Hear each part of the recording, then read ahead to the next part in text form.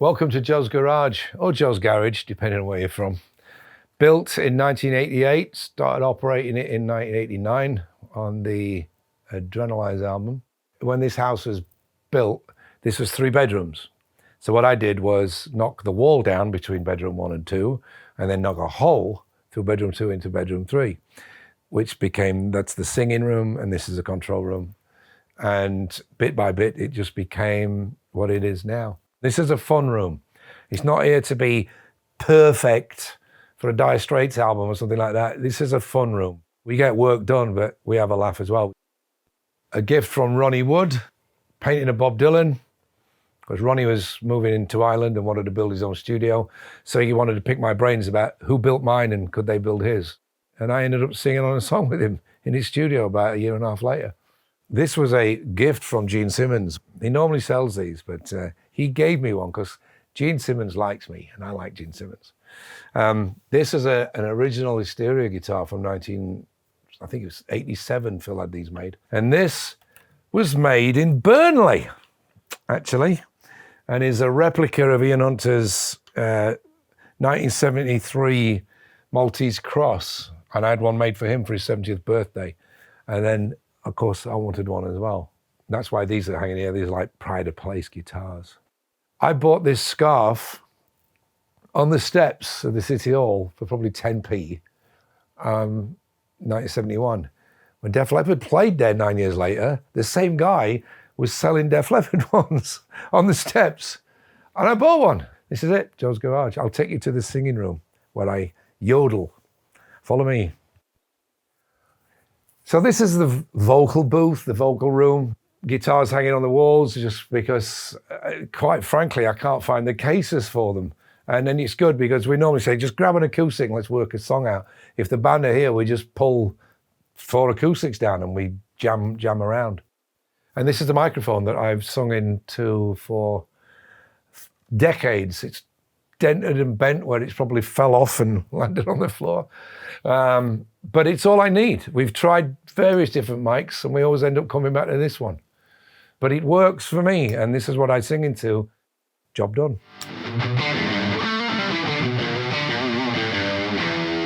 Studios for me are an extension of your brain, not, oh, it's just a room where you set up and, like in the movies, you have the band and somebody goes, okay, lads, off you go. That's, that's what they did in Abbey Road in 62 to 66. But come, the Blue Beatles album, 67 to 70, they were probably recording some of it live, then doing loads of overdubs, turning the tapes backwards and inside out and upside down. And we like to do a lot of that kind of stuff. So we're not precious about, it's got to be live. It's like, no, it's got to be good. Pyromania, we were coming off the back of the High and Dry album, which was recorded very standardly. Analog gear, Battery Studios in London, same studio that AC/DC did Back in Black in Highway to Hell, recorded by the same producer, same engineer, same methods. When we came to do Pyromania, Mutt said, do we want to make High and Dry 2 or do we make a record that nobody's ever made? And that, as young kids, that just blew our minds, like going, we want to make that record that nobody's ever done. What has happened between 81 and 82 was just drum machines and synthesizers, and how bands like Joy Division or New Order or the Human League had used all this technology.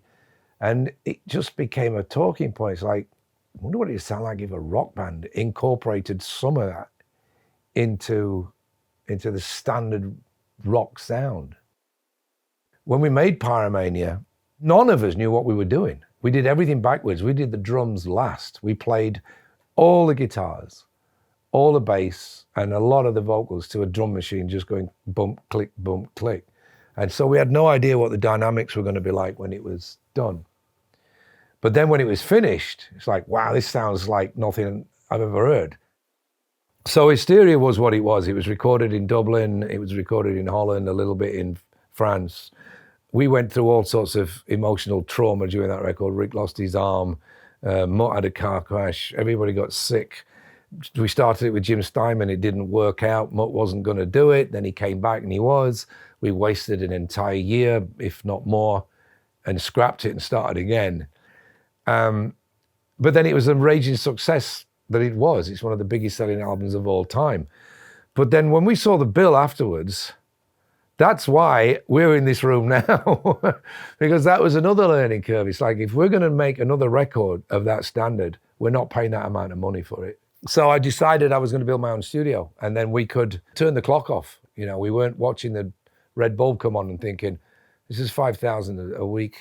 I bought all the gear, and I was happy to do that because it was my studio and I was going to have it forever. And here we are 35 years later, and we're still using it, you know. I've pretty much recorded something on every album since Adrenalize in the studio. We've had a lot of fun in this room. A big favorite was remixing some of the old Thin Lizzy stuff with Scott Gorham and Brian Downey. I mean, that was kid in a candy store for me and Ronan. I mean, he's Irish and I was a big Lizzy fan. So the connection was like, I said, you want to remix some Lizzy stuff? He's like, are you kidding? So Scott came over, and we didn't just remix, we replayed, we re-recorded. Recorded in 75, released in 76, in 2010, coming out live into my room there. It was a Back to the Future moment. This baby here is a Ronan suggestion. He says, can we get a Neve? Because he says, I've used one and I really like them. And I went, all right, fine. So here we are with the 8424. This is my first analog console since 1988. When this thing got announced, I immediately thought to myself, that's exactly the console we're looking for the studio. We had a controller before, and trying to do everything in the box, like multi-input guitar tracking and that kind of thing, in the box is quite fiddly. And I originally came from studios, so getting back to that workflow was great because it's just more natural, it's easier, it's faster. We had a bunch of stuff and it was all in racks, and now it's all it's all here in front of me. Makes life easier, you know. Yeah, we didn't just buy one, we bought two. Here, basically, is tracking studio. That's mostly what we do here. And then down to my place, I do everything else there. So all editing, all arrangements, all that kind of stuff. We recorded Diamond Star Halos here, the East Coast of America, the West Coast of America, and in Sheffield, and mixed 8 minutes down the road in Ronan's literally garden shed studio. And it sounds like it could have been recorded in Abbey Road, you know, because this is the use of technology. And Bounce Boss was this incredible filing system that we used to send stems to each other, and you could work at your own leisure. It wasn't like, oh, you still doing that? I'm literally 10 minutes away, so if he comes up with something, I can be here, you know, and we can have something set up and ready to go really quickly. And that's how I will work in here. Be like, Ronan, I've got an idea for a new song. Are you free? Ideas get thrown down. I'll go home, pull the exact same session up in my studio, exactly as it is here. Then when I'm done down there, I might come up here just to kind of finish the mix off, bigger room. You just send a file up here. It's all here when I get here. Recall the desk in 2 minutes, maybe, if it even takes that long, and it's ready to go. Generally, I wouldn't have much more than 12 stereo stems. A lot of the work is done in the box, but then the summing happens here, and if I need to just tweak something, we have the automation too, and I can just put a little ride in here, and it just feels more like the way it used to be before we went in the box, you know. We're still in the box, but it's got that analog feel, and we are using the summing, and we're going through the master bus here. So it's great to be listening rather than looking, and actually, you know, letting your ears make the decision. This width thing is amazing.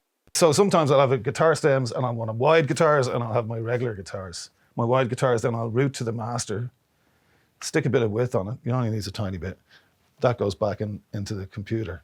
And then the narrow ones just go straight out the directs back into the computer. Parallel processing in the box can be a bit of a nightmare. So now, like, say I have a guitar, right, and I want to do some parallel processing, and I bring it up on a fader here. I bring up this exact same thing on the next channel, And now I've smashed that through a DBX 160 or a distressor or something, and it's, cranked. And I'm summing them here. And I know it's doing what it's supposed to do. Then I bust them together through a group and back in the box, and I've got parallel processing proper.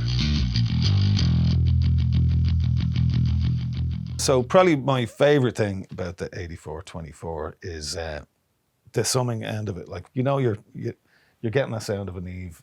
It's going through that 80 series mix bus, and that's kind of part of the reason why you buy it, in the first place. How would I describe the Neve sound? Well, it's the old cliches, isn't it? It's warm. I mean, that's kind of it. Warm and fuzzy, I suppose. For want of a better way of describing it. I know you've heard that millions of times, but that's it gives you that warm and fuzzy feeling that you just know what you're getting with it,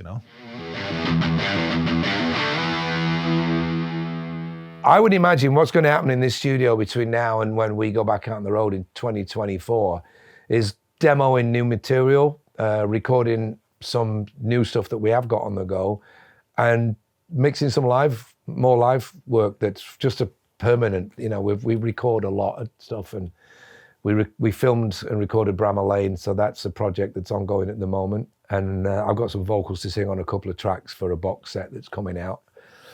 So it's going to be me mostly in here, me and Ronan. I've had this studio for 35 years, and we lived with it as nearly a good studio. And then during the pandemic, I went, you know what? I'm going to actually make it into a fantastic studio.